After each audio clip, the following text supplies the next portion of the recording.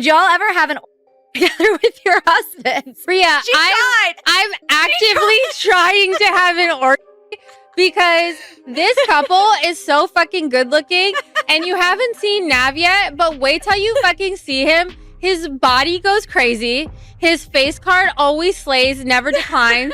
And it's kind of weird because I'm talking about your husband. I just know that Nav's dick is like at least 10 inches. Go to the bank to try to open her own account.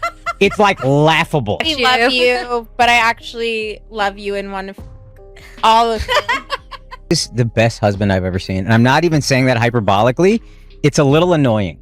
I will say our haters are kind of really fucking dumb because you hating on us gained me 15,000 followers. That's organic followers. So it's like you're just giving us more relevancy. Like, we were literally a pop culture topic and like people couldn't stop talking about it. So, one of the wildest topics buzzing online right now is about stand-up comedian Akaash Singh and the comments his wife made about their marriage, and trust me, the internet has been going crazy over it. The whole thing blew up because of the Flagrant podcast with Andrew Schultz and Akash himself, a show that a lot of people watch, even though comedy podcasts ain't really my lane like that. And honestly, the dude just never hit for me as a comic. Andrew built his whole career hanging around Joe Rogan, and then Akash turned around and did the same with Andrew, riding that wave hard. When I first saw the guy, I straight up thought he was Lily Singh's long-lost brother or something, but nah, that ain't the case at all. But here's the funny part. They actually do got two things in common. Number one, neither one of them can handle simple constructive criticism about their comedy. Or it's Akash's birthday. And May the fourth be with you. Yes. yeah, and every year I dread it because I have to be nice the whole day and I have to get him something. Listen, I'm just used to being treated like a princess all day, every day. So that one day that I don't. Oh, what torture. Yeah, we're going to have a compound. Yes. And me, Nav, Nehal, and Akash are going to be in two like adjoining houses so that we could always be near each other. And we're gonna have a connecting basement where we have dinner and movie nights and yeah. Akash is such a fucking king. Like, everyone knows he's the best husband, and I don't often find men that measure up to him. And like, Nav completely measures up to him, if not more. Soon as someone says anything, they start acting tight about it. And number two, both of them stayed virgins deep into their 30s, which honestly explains a whole lot about their vibes today. It's obvious when you look back at Akash's younger years, even into early adulthood, that the man was lacking confidence heavy. No swagger, no attention from girls, nothing. And that's exactly how he ended up turning into a walking doormat in his own life. But let's not jump too far ahead, because the real roots of this mess were planted years ago. Back when Myron and Frogger from Fresh and Fit pulled up to the Flagrant podcast, it was clear as day that Akash could not stand those dudes. The tension in that room was wild. Ever since that whole back and forth popped off, the tension between them never died. For years, the two sides stayed locked in this low-key rivalry, and even their podcasts started throwing shade at each other. At first, it felt pretty balanced, with each fan base standing strong behind their own crew, ready to argue with anybody. I think the only thing we can do is propose again. Oh, Jasine. Jasine Singh. Will you be Jasine Singh forever again? yes! Oh my god! Oh my god! How big is this? Thank you so much! What do you say? This is so... Look at it as, you watch them you see them evolutionary charts from Neanderthal to Homo sapien. Yeah. Y'all are the first motherfucker out of Neanderthal. Who's your first girlfriend? I had one in Sore college. subject. I had much better for women. It literally starts with a man getting on his knees begging you. But is that enough? No. You also get an exquisite piece of jewelry.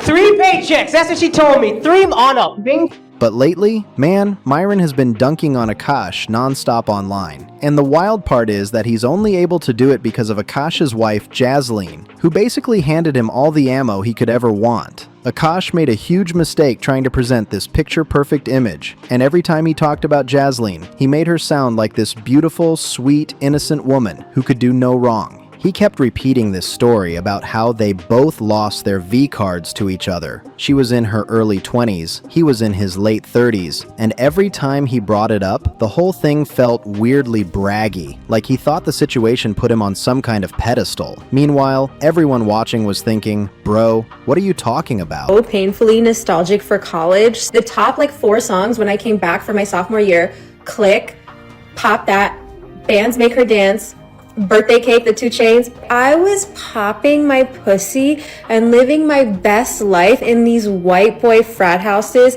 and I had a roster of guys that I would rotate through. So it's like,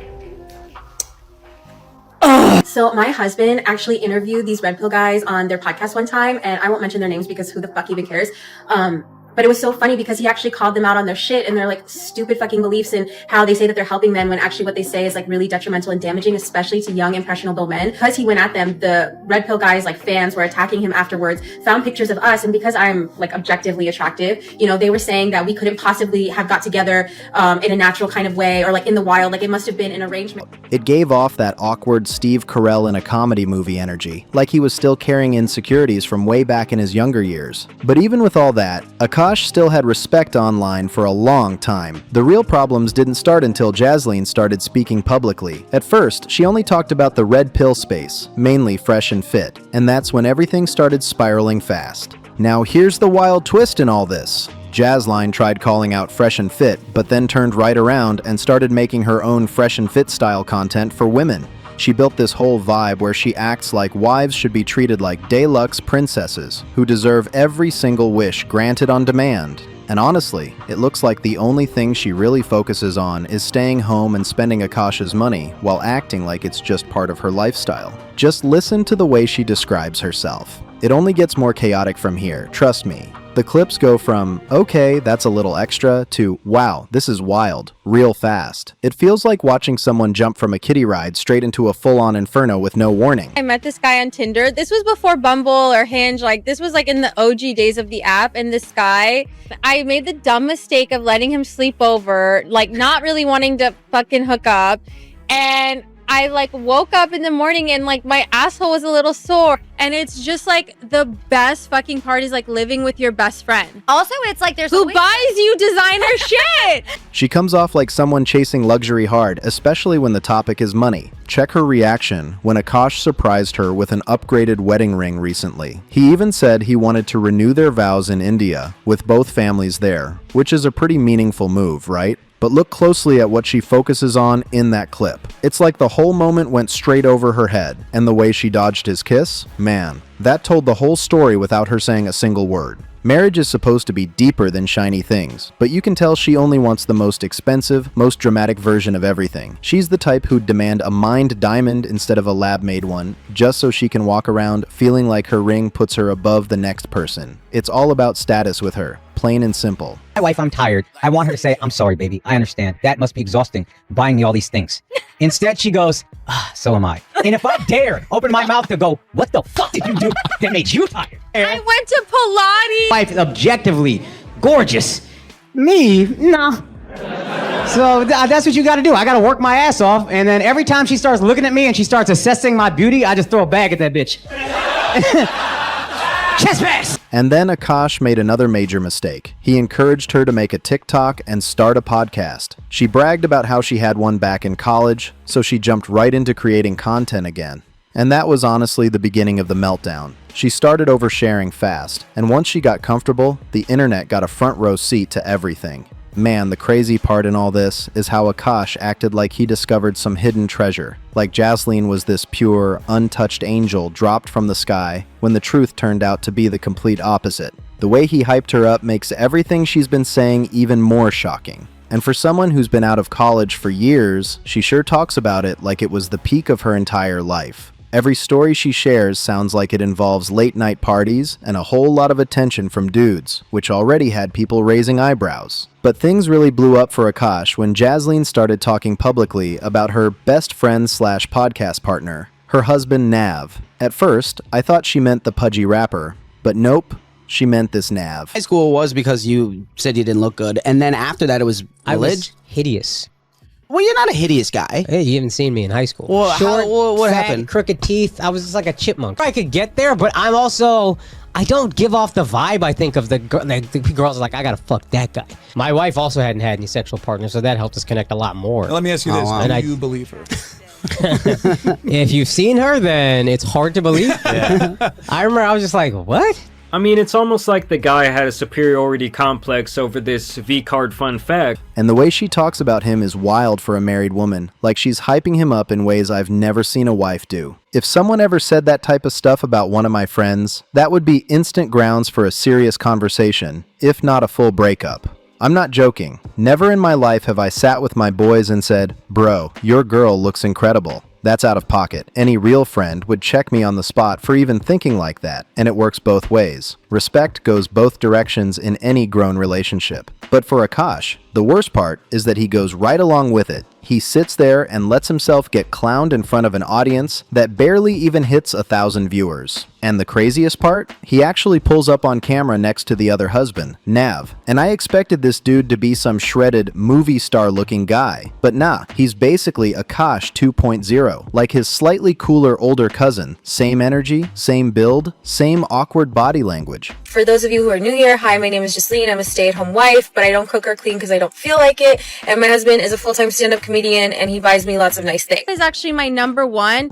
They must be generous with their finances from day one. How do you and your husband split finances? We don't. We don't. If you want to work, all for that. But like any man that doesn't want to have a joint bank account or isn't being transparent with his account, that's a fucking red flag. His money is our money and my money is my money. At first, the whole conversation on that couch was about their homes, their daily life, and the drama around money. But trust me, this is where things start getting messy real fast. But real quick, it becomes obvious that Akash's wife cannot handle herself when she's around Nav's whole vibe. It's like his presence scrambles her brain on the spot. The eye contact between them is wild. And meanwhile, Akash is sitting there looking uncomfortable as ever, like he can feel the tension through the couch cushions. She even almost slipped up and literally said she wanted to be with this man, which is insane for someone sitting right next to her husband on camera. And outside of the flashy cooking videos she tries to hype up, she makes it clear she's not exactly